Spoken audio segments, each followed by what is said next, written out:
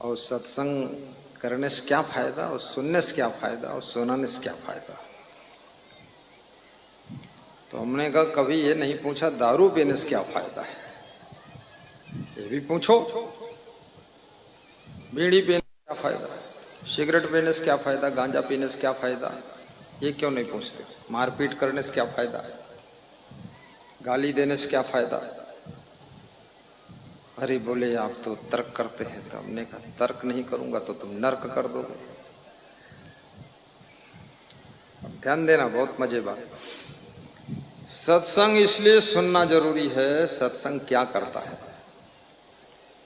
सत्संग आपके कर्मों को बदल देता है, सत्संग आपके स्वभाव को बदल देता है, सत्संग आपकी वाणी को सुधार देता है, और सत्संग आपके व्यवहार को परिष्कृत करता है, और सत्संग आपके चरित्र को सुंदर बनाता है।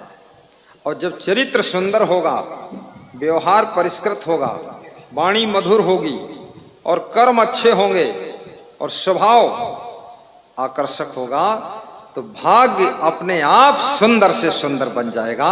फिर भाग्य नहीं सौभाग्योदय हो जाएगा। बोलिए सद्गुरु भगवान की जय। इसलिए सत्संग कराया जाता है।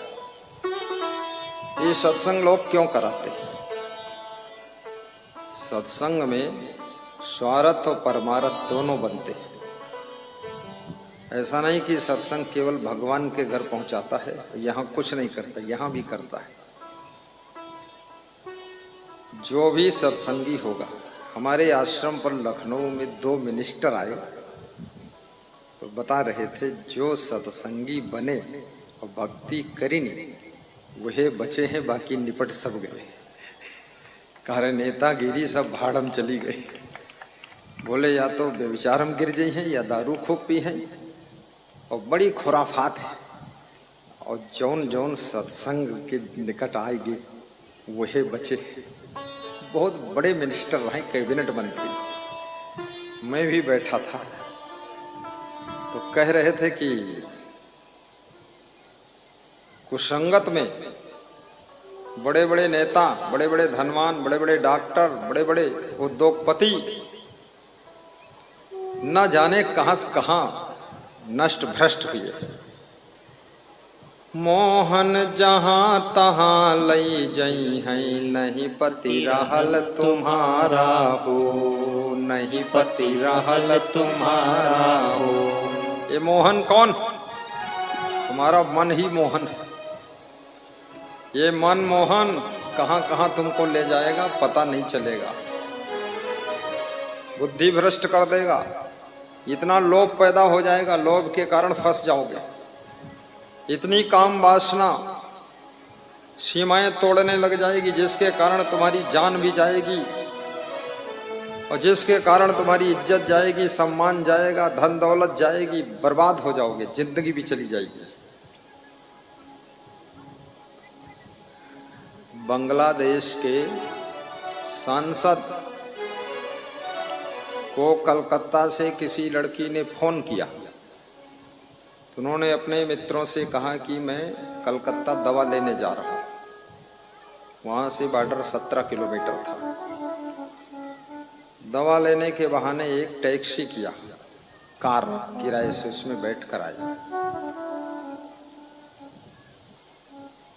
रास्ते में उसमें 3 सवारी और बैठ गई। फिर जहां से फोन किया था लड़की ने, वहां होटल में गए। उनके जाने के बाद 3 लोग और घुसे, उनको पकड़ लिया, गला दबाकर मार डाला।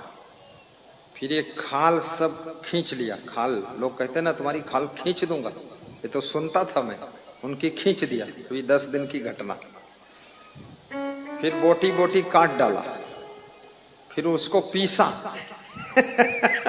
लोग कहते हड्डी तोड़ देंगे, बुरादा बना देंगे, बुरादा बनाया, और फिर पैक किया ताकि पता न चले सांसद जी कहाँ गए। फिर पकड़ लिए गए, फंस भी गए, और सांसद जी टुकड़े टुकड़े हो गए। सिर्फ एक काम वासना। उम्र 52 साल, 55 साल, खुद के पत्नी है, बच्चे हैं, लड़कियां हैं, लड़के हैं, बाप बन गए हैं, दादाजी कहलाने लगे, बहुएं आ गई, पोता हो गए, पोतियां हो गई। उसके बाद बुद्धि भ्रष्ट है, किसी लड़की का फोन आया, वहां दौड़कर चले गए। उसमें कौन लड्डू रखा है, उस लड़की से क्या मिलने वाला है। इतने मेहरकुल्ला लोग हैं, इतना दिमाग भ्रष्ट है कि ना अपनी पत्नी में संतुष्ट है, ना अपने पति में संतुष्ट है। कितना भ्रष्टाचार घुसा हुआ, बेविचार। और फिर उसको कहते हैं हमारा उनसे प्यार हो गया। प्यार है मूर्ख, ये बेविचार है, प्यार नहीं है। ये कौन मॉडल का प्यार है, इसको प्यार कहते हो? कहते उनसे प्रेम हो गया। प्रेम इतना मलिन कर्म नहीं करता है। याद रखना, सेवरी को राम भगवान से प्रेम था। प्रेम के पीछे व्यभिचार का अंत हो जाता है। वहां व्यभिचार नहीं होता है, वहां विचार होता है, वहां पर सदाचार होता है। तो याद रखना, सत्संग और भक्ति ही हमारे इस पागल मन से हमको बचा सकती है, और कोई नहीं बचा पाएगा। सुब्रत राय सहारा न्यूज़पेपर के मालिक, सहारा कंपनी के मालिक, लोभ आ गया। लोभ में करोड़ों लोगों का पैसा खाया, ठगा, कंपनी में जमा कराया। जिंदगी भर जेल में सड़ गए, जेल में मर गए। पत्नी भी दफन करने नहीं आई, बेटे भी दफन करने नहीं आए। दूसरे लोग उनकी लाश फूंक दीन। इतना लोभ आया, करोड़ों लोगों को ठगिन, तो आखिरी में दुर्दशा बहुत भई, जेल में सड़ी गई। वो ठग विद्या से बहुत पैसा कमाकर बड़े अच्छे अच्छे मकान बनाया। अरे उनके मकान में घुस नहीं सकते, कुत्ता तो घुस सकता लेकिन तुम नहीं घुस पाओगे, वहां रोक लगी।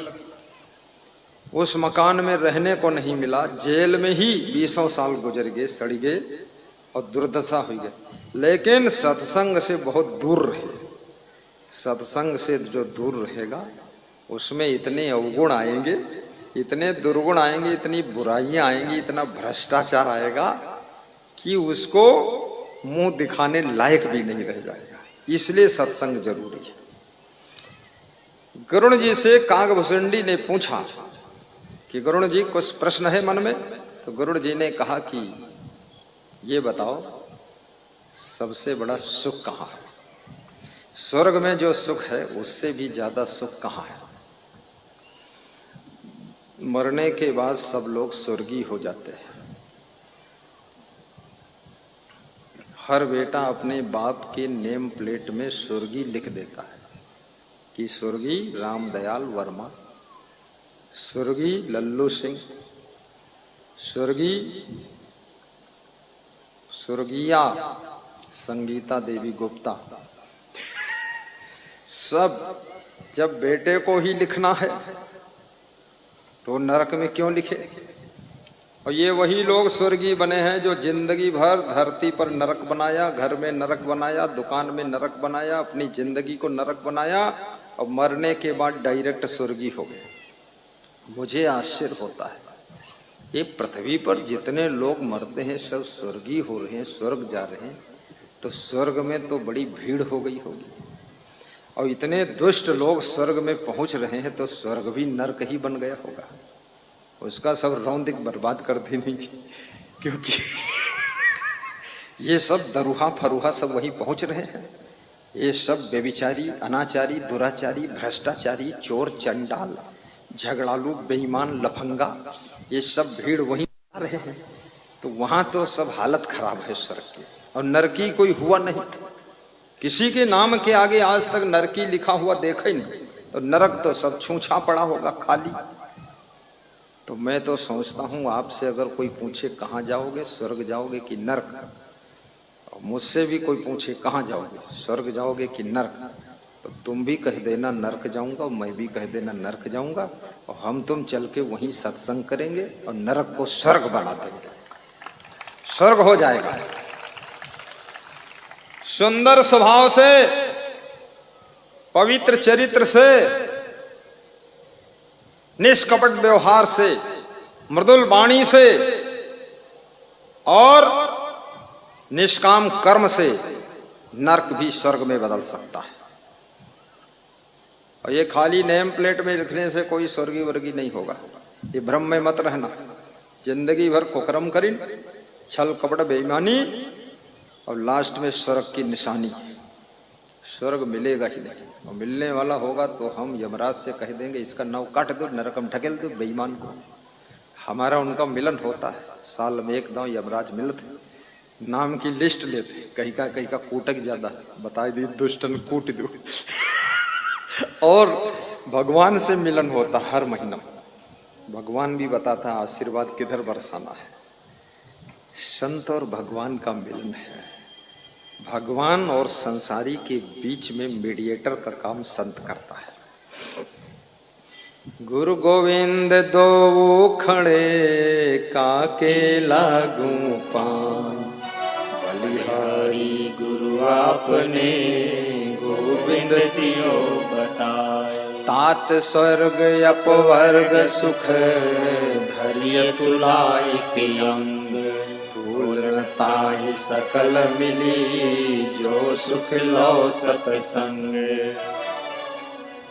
तात स्वर्ग अपवर्ग सुख, स्वर्ग का सुख और मोक्ष का सुख तराजू के एक पलड़े पर रख दिया जाए, और तराजू के दूसरे पलड़े पर सत्संग का सुख रख दिया जाए, और डांडी पकड़कर उठा दिया जाए तो सत्संग के सुख का पलड़ा भारी होगा, स्वर्ग और मोक्ष के सुख का पलड़ा हल्का होगा।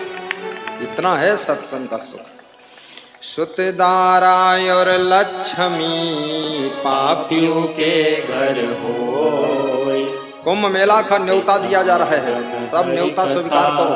इस परचम प्रसाद मत लेना, इसको पढ़ लेना, सुरक्षित रख लेना, कुंभ मेला चले आना और अपने कैंप में रहना। सुतदारा और लक्ष्मी पापियों के घर हो, संत समागम हरि कथा तुलसी दुर्लभ दो। संत समागम हरि कथा तुलसी दुर्लभ दो। सुत, सुत माने पुत्र, पुत्र पुत्री, पत्नी पति, धन दौलत, ये पापी के घर में भी होते। रावण के घर में 1 लाख पुत्र, 1.25 लाख नाती, और राम भगवान के यहाँ तो 2 ही पुत्र थे, लवकुश, और रावण के यहाँ 1 लाख पुत्र, 1.25 लाख नाती। और हुआ क्या, ता रावण घर दिया न बाती, ता रावण घर दिया न बाती। ये पुत्र पुत्री, धन दौलत, पत्नी परिवार, धन मकान, सोना चांदी, ये तो पापियों के घर, राक्षसों के घर, दुष्टों के घर भी मिलता है। लेकिन संत समागम हरि कथा तुलसी दुर्लभ दोई। संत समागम यानी सत्संग और हरि कथा, दुख को हरने वाली कथा का नाम है हरि कथा। ये 2 चीजें दुर्लभ है, कठिन है, ये सबके घर नहीं मिलती। ये दाऊदपुर में जो सत्संग हो रहा है, ये तो मान लो आप बहुत बड़ी श्रद्धा के कारण हो रहा है। आदमी का पैसा गिर जाएगा, बर्दाश्त कर लेगा,